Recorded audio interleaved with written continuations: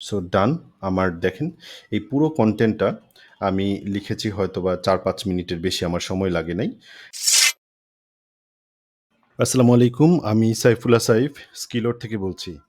আজকের ভিডিওতে আমি দেখাবো খুবই ইন্টারেস্টিং একটা বিষয় যেখানে খুব অল্প সময়ের মধ্যে আপনি ১,০০০ ১,৫০০ ওয়ার্ডের একটা কনটেন্ট ৪-৫ মিনিটের মধ্যে ওয়ার্ড হিরো দিয়ে কিভাবে লিখে ফেলতে পারেন এই জিনিসটা নিয়ে আমি এই ভিডিওতে দেখাবো। So WordHero AI, AI writing টুলগুলোর মধ্যে অন্যতম জনপ্রিয় একটি এআই রাইটিং টুল এবং এটার প্রচুর সংখ্যক ফিচার আছে এবং আপনারা অনেকেই হয়তো এআই রাইটার হিসেবে WordHero ব্যবহার করেন। কিন্তু এই ফিচারটা সম্পর্কে অনেকেই হয়তোবা সেভাবে জানেন না। যে কারণে আমি ওদের ওয়ান ক্লিক ফিচার বা যেটা হচ্ছে খুব অল্প সময়ের মধ্যে একটা পরিপূর্ণ একটা আর্টিকেল কিভাবে তৈরি করতে হয়, এই ফিচারটা নিয়ে অনেকেই হয়তোবা জানেন না। সেজন্য আমি এই ভিডিওটার মাধ্যমে আপনাদেরকে দেখাচ্ছি। সো আমি ১ম এ ওয়ার্ড হিরোর লং ফর্মে যাব। এখানে যে এডিটরে গেলাম। এডিটরে আসার পর ওয়ার্ড হিরোর এডিটরটা আমার সামনে চলে আসলো। আমাকে এখন যেকোনো একটা টপিক, যেই টপিকের উপর আমি কনটেন্টটা লিখতে চাই, সেই টপিকটা নিয়ে আমাকে বা যে কিওয়ার্ডটা আছে, এই কিওয়ার্ডটা নিয়ে আমাকে টাইটেল জেনারেট করতে হবে। তারপর ইন্ট্রো জেনারেট করতে হবে, আউটলাইন জেনারেট করতে হবে। এরপর পুরো কনটেন্টটা আমি ওয়ার্ড হিরো দিয়ে লিখব। সো সেই প্রসেসটা কিভাবে আমি করব? যেমন আমি মেইনলি এই কিওয়ার্ডটা নিয়ে আমি কাজ করতে চাই। কিওয়ার্ডটা হচ্ছে জাস্ট একটু দেখাই আমি যে what to do when your family turns against you. So এইটার জন্য এটা হচ্ছে আমার কিওয়ার্ড হবে এবং এটার জন্য আমাকে প্রথমে একটা টাইটেল জেনারেট করতে হবে। সো ওয়ার্ড হিরোর লং ফর্মে যখন আপনি থাকবেন, আপনি শর্ট ফর্মের যে টেমপ্লেটগুলো আছে সেগুলো ব্যবহার করতে চাইলে এখানে ক্লিক করতে হবে। এই যে যেমন আমি এখানে ক্লিক করলাম এবং এখানে ক্লিক করার পর আমার যতগুলো শর্ট ফর্ম আছে সেই শর্ট ফর্মের টেমপ্লেটগুলো আমার সামনে চলে আসছে। আমাকে প্রথমে কি তৈরি করতে হবে? একটা হেডলাইন তৈরি করতে হবে, ব্লগ হেডলাইন। সো ব্লগ হেডলাইনে ক্লিক করলাম। ক্লিক করে জাস্ট আমি আমার কিওয়ার্ডটা দিয়ে দিলাম বা টপিকটা দিয়ে দিলাম। দিয়ে দেওয়ার পর রাইট ফর মি ক্লিক করলাম। ক্লিক করার পর একটু ওয়েট করি। সো এখানে আমাকে বেশ কয়েকটা টাইটেল জেনারেট করে দিয়েছে। আমার এই টাইটেলগুলো যদি এখান থেকে যদি কোনো একটা পছন্দ হয়, তাহলে আমি এখান থেকে নিয়ে নিতে পারি। সো আপনি যদি এখানে যে কিওয়ার্ডটা, এই কিওয়ার্ডটাই আমার মনে হচ্ছে যে একটা লং টেল কিওয়ার্ড এবং এটাই আসলে টাইটেলে ডিরেক্ট এই কিওয়ার্ডটাকে আমি রাখতে পারি। যদি আপনার মনে হয় যে না এটাকে স্লাইটলি চেঞ্জ করতে চান, তাহলে আপনি এখান থেকে চেঞ্জ করে নিতে পারেন। আমার কাছে মনে হচ্ছে যে ওভারঅল এটাই আমার টাইটেল হতে পারে।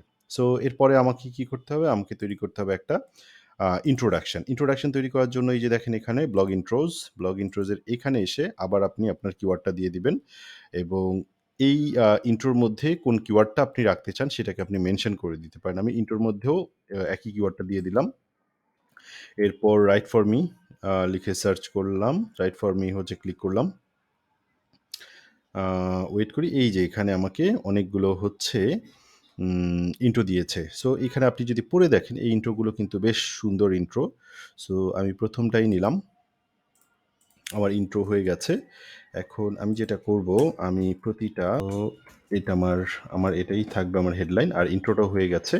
এখন আমার কাজ হচ্ছে একটা আউটলাইন তৈরি করব। আউটলাইনটাও আপনি ওয়ার্ড হিরো দিয়ে খুব ইনস্ট্যান্ট তৈরি করতে পারেন। আর যদি আপনি আপনার নিজের মতো করে তৈরি করতে চান সেটাও আপনি করতে পারেন। আমি যদি ওয়ার্ড হিরো দিয়ে আউটলাইনটা তৈরি করতে চাই তাহলে কি করতে হবে? এখানে দেখেন ব্লগ আউটলাইন। এই বাটনে আমি ক্লিক করব। ক্লিক করলে আমাকে একটা আউটলাইন তৈরি করে দিবে আমার উপরের যতটুকু অংশ আছে এটুকুর উপর ভিত্তি করে। সো এই যে দেখেন এখানে আউটলাইনটা তৈরি হয়ে যাচ্ছে। আমার এই আউটলাইনে কয়টা পয়েন্ট আছে? ১ টা, ২ টা, ৩ টা, ৪ টা, ৫ টা, ৬ টা, ৭ টা, ৮ টা, ৯ টা, ১০ টা, ১১ টা, ১২ টা। ১২ টা পয়েন্ট আছে। সো টোটাল ১৩ টা পয়েন্ট আছে।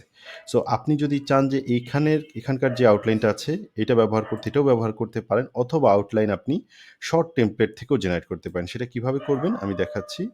জাস্ট এগুলোকে আমি রিমুভ করে দিলাম। আমি এখন একটা আউটলাইন জেনারেট করব হচ্ছে শর্ট টেমপ্লেট থেকে। সো এখানে দেখেন এই যে ব্লগ আউটলাইনস। আমি এখানে আমার টপিকটা দিয়ে দিব বা আমি আমার কিওয়ার্ডটা দিয়ে দিব। দেওয়ার পর হচ্ছে রাইট ফর মি এই বাটনে ক্লিক করব। ক্লিক করার পর সেইমভাবে আমাকে আবার একটা আউটলাইন তৈরি করে দিবে। এখানে পয়েন্ট হচ্ছে ১, ২, ৩, ৪, ৫, ৬, ৭। সো ৭ টা পয়েন্ট এবং এই আউটলাইনটা আমার কাছে মনে হচ্ছে আগেরটার চেয়ে বেটার। আপনি যদি এই পুরো মানে আউটলাইনের সবগুলো পয়েন্টকে যদি এখানে নিয়ে আসতে চান, জাস্ট এখানে ক্লিক করবেন। অথবা যদি পার্টিকুলার একটাকে আনতে চান, তাহলে এখানে ক্লিক করলে এটা এখানে চলে আসবে। আমি সবগুলোকে নিয়ে আসতে চাই, ওকে। সো পয়েন্টগুলোকে আবার একটু দেখে নেই। ১, ১, ২, ৩, ৪, ৫, ৬, ৭ টা। ২, ৩, ৪, ৫, ৬, ৭, ৭ টা পয়েন্ট। এখন আমি এই পয়েন্টগুলোর যে আউটলাইন অনুযায়ী যে আমার টাইটেলগুলো, এই টাইটেলগুলো আমার জেনারেট হয়ে গেছে, জেনারেট করা। আমি এখন পুরো কনটেন্টটা লিখব। এটা লেখাটা খুবই সহজ।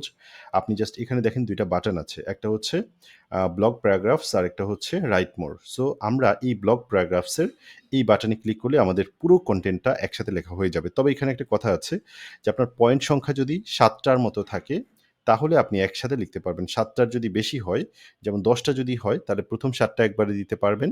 এরপর পরের ৩ টা আবার পরে আরেকবার আপনাকে কমান্ড দিতে হবে। যেহেতু আমার এখানে ৭ টা পয়েন্ট, আমি ৭ টা পয়েন্ট একসাথে সিলেক্ট করে নিলাম। আমি এখন এখানে ক্লিক করব। করার পর একটু আমি জাস্ট ওয়েট করব এবং দেখব যে কয়েক মিনিটের ভেতরে আমার পুরো কনটেন্টটা লেখা হয়ে যাবে।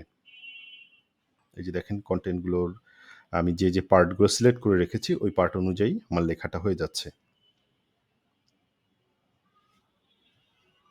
সো আমার কনটেন্টটা প্রায় রেডি হয়ে যাচ্ছে। একেবারে শেষের দিকে এখন। আমরা শেষ হলে এই যে শেষ হয়ে গেছে পুরো কনটেন্টটা। টোটাল হচ্ছে ১৩২৭ ওয়ার্ড। এখন আপনার কাজ হচ্ছে আমি জাস্ট এগুলোকে একটু ঠিকমতো ফরম্যাটিংটা করে নেই। যেমন আ এটা আমার হচ্ছে একটা H2, তারপর এখানে এটা একটা H2, সো এটা একটা H2, এটা একটা H2, তারপর এটা একটা H2, এটা একটা H2, এটা একটা H2। সো ডান। আমার দেখেন এই পুরো কনটেন্টটা আমি লিখেছি হয়তোবা ৪-৫ মিনিটের বেশি আমার সময় লাগে নাই। সো এভাবেই WordHero এআই রাইটিং টুল ব্যবহার করে আপনি খুব অল্প সময়ের মধ্যে ৩-৪-৫ মিনিটের মধ্যে একটা পুরো কনটেন্টকে আ খুব অল্প সময়ের মধ্যে আপনি কমপ্লিট করে ফেলতে পারবেন। সো আমি আবারও বলছি যে এআই রাইটিং টুল দিয়ে লেখার পর সেই লেখাটাকে আপনাকে প্রপারলি এডিটিং করতে হবে, প্রুফ রিডিং করতে হবে, ফ্যাক্ট চেক করতে হবে, করে তারপরেই পাবলিশ করা উচিত। Thank you so much. সামনে নতুন ভিডিও নিয়ে আবার চলে আসবো। সো সেই পর্যন্ত সবাই ভালো থাকবেন। আল্লাহ হাফেজ। আসসালামু আলাইকুম।